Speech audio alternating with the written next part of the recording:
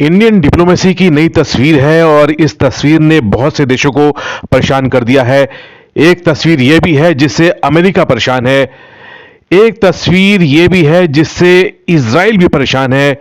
और एक तस्वीर ऐसी है जिससे पाकिस्तान और चीन भी परेशान है। इस वक्त जो बड़ी मीटिंग जो है भारत की वो ईरान से हुई है। एक बार फिर तस्वीर देखिए, वो ईरान के राष्ट्रपति इब्राहिम रईसी से मिले हैं।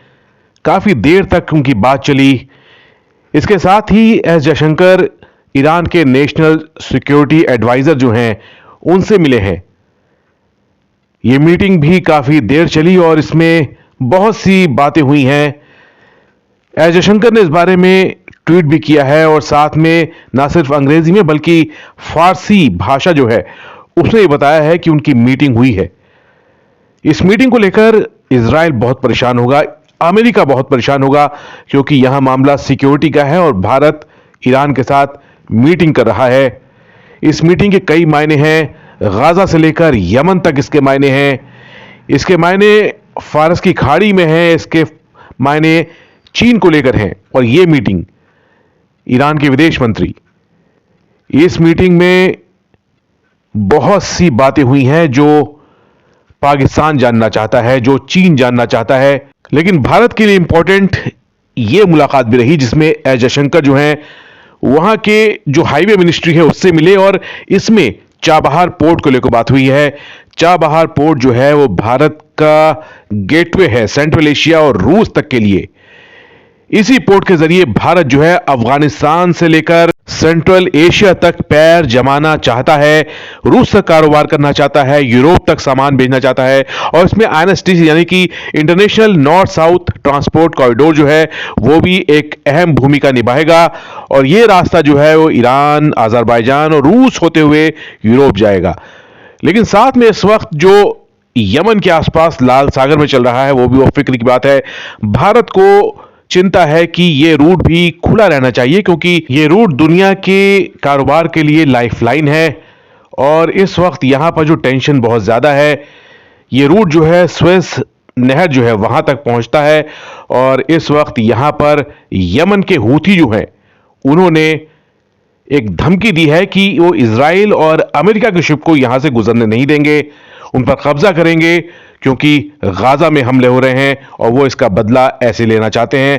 अमेरिका ने इसका जवाब दिया है और कई जगह हमले किए हैं। यही वजह है कि अब यहां पर युद्ध का खतरा बढ़ गया है।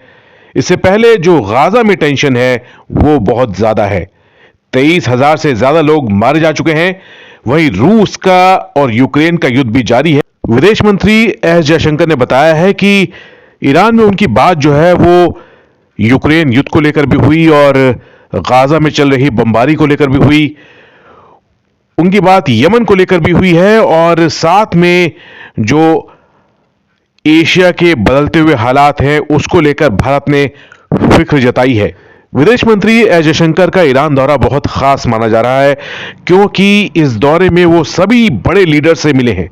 लेकिन एक और मुलाकात फोन पे ही सही लेकिन हुई है और वो है नरेंद्र मोदी और व्लादिमीर पुतिन की। दोनों के बीच फोन पर बात हुई है और काफी देर तक दोनों के बीच सामरिक मुद्दों पर बात हुई है। दोनों देशों के बीच जाहिर है कि यमन का भी जिक्र हुआ होगा, गाजा का भी जिक्र हुआ होगा और भारत जिस तरह से ईरान के करीब रहा है वो भी बात हुई होगी। अब इस वक्त ईरान की खास बात यह है कि वो ब्रिक्स में भी शामिल हो चुका है। इससे पहले ईरान जो है उसने शंघाई सहयोग संगठन की सदस्यता ली है और अब ब्रिक्स में वो शामिल हो चुका है।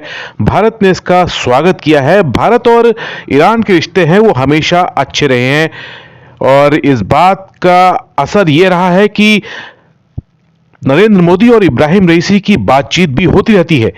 इससे पहले जब हसन रूहानी राष्ट्रपति थे ईरान के, तब भी भारत के रिश्ते अच्छे थे। हसन रूहानी थे जिनके साथ चाबहार को लेकर जो निर्णायक मीटिंग हुई। हसन रूहानी भारत भी आए और ये दौरा काफी कामयाब रहा। अफगानिस्तान को लेकर भी भारत की जो नीति है वो ईरान के समानांतर रही है। कुल मिलाकर एशिया की जो सिक्योरिटी है उसे लेकर भारत और ईरान एक प्लेटफॉर्म पर रहे हैं। और इसकी एक वजह रूस भी है। रूस जो है वो एक बड़ा रोल निभाता रहा है भारत और ईरान के बीच में। इस वक्त जो ईरान का एक्सपोर्ट है वो है ऑयल यानी पेट्रोलियम, और यहां इस मुद्दे को लेकर भारत और ईरान के बीच थोड़ी दूरी आई, क्योंकि अमेरिका के प्रतिबंधों की वजह से भारत ने जो आयात है ईरान से तेल का वो कम कर दिया, और इससे लेकर ईरान को थोड़ा झटका तो लगा, और ईरान ने इस बात को जाहिर भी किया, लेकिन वो जानता है कि भारत उसका करीबी दोस्त है। लेकिन इसकी वजह से ईरान और चीन की नजदीकी बढ़ने लगी है। अब चीन जो है वो ईरान का एक बड़ा सामरिक साझेदार बन गया है। सैकड़ों बिलियन डॉलर का वो निवेश कर रहा है ईरान में, और ईरान से उसका जो तेल आयात है वो भी 3 गुना बढ़ गया है। यानी चीन जो है वो ईरान की अर्थव्यवस्था में एक बड़ी भूमिका निभा रहा है, और अमेरिका के प्रतिबंधों की वजह से जब भारत पीछे हटा और चीन जो है उसने इस गैप को भरने की कोशिश की है। यानी चीन और ईरान जो है वो करीब आए हैं। हालांकि चीन, ईरान और रूस, ये तीनों देश जो हैं इनमें आपसी सामंजस्य वो बेहतर हुआ है, लेकिन अब ईरान और चीन की जो गुप्त डीलिंग है भारत के लिहाज से वो थोड़ी फिक्र वाली बात है, क्योंकि भारत नहीं चाहेगा कि ईरान जो उसका करीबी देश है वो चीन की झोली में पूरी तरह समा जाए। भारत ने ये बात जरूर ईरान से की होगी, और ईरान भी जानता है कि भारत एक ज्यादा भरोसेमंद देश है। भारत एक लोकतंत्र है जहां उसके पुराने सांस्कृतिक रिश्ते भी हैं। एक पुराना एक ट्रेड रूट है जिसे दोनों देश फिर से जिंदा करना चाहते हैं, और साथ में जो इलाके की सिक्योरिटी है, चाहे वो पाकिस्तान हो, चाहे वो अफगानिस्तान हो, चाहे वो बलूचिस्तान हो, ईरान की फिक्र बहुत ज्यादा है। साथ में चाबहार पोर्ट जो है, और साथ में INSTC, ये दो ऐसी लाइफलाइन है भारत के लिए, उसके सेंट्रल एशिया और रूस के साथ कारोबार के लिए, जिसमें ईरान एक बड़ी भूमिका निभाता रहेगा। वो एक ऐसा देश है जिसे गेटवे कहा जाएगा, और भारत ईरान के साथ हमेशा इस तरह के रिश्ते चाहेगा जिससे उसका कारोबार जो है इस इलाके में और फैले, और साथ में जो शांति की कोशिशें हैं, चाहे वो गाजा में हो, क्योंकि वहां भी युद्ध थमने का नाम नहीं ले रहा है, और अब तो यमन जैसी जगह एक नया एपिसेंटर तैयार हो रहा है, और भारत ही नहीं, ये पूरे इलाके के लिए फिक्र की बात है। भारत चाहेगा कि यहाँ पे शांति स्थापित हो और उसकी बात भी सुनी जाए, और क्योंकि ईरान इसमें एक बड़ी भूमिका निभा सकता है, उसके हूती विद्रोहियों से अच्छे संबंध है, एक अच्छा कारोबार वाला माहौल भारत चाहता है पूरे एशिया में, और इसमें भारत और ईरान मिलकर एक अच्छी पहल कर सकते हैं। यही एस जयशंकर जो है उनके दौरे का मकसद रहा है, और इस बात को इन दोनों देशों के प्रतिद्वंदी भी जानते हैं।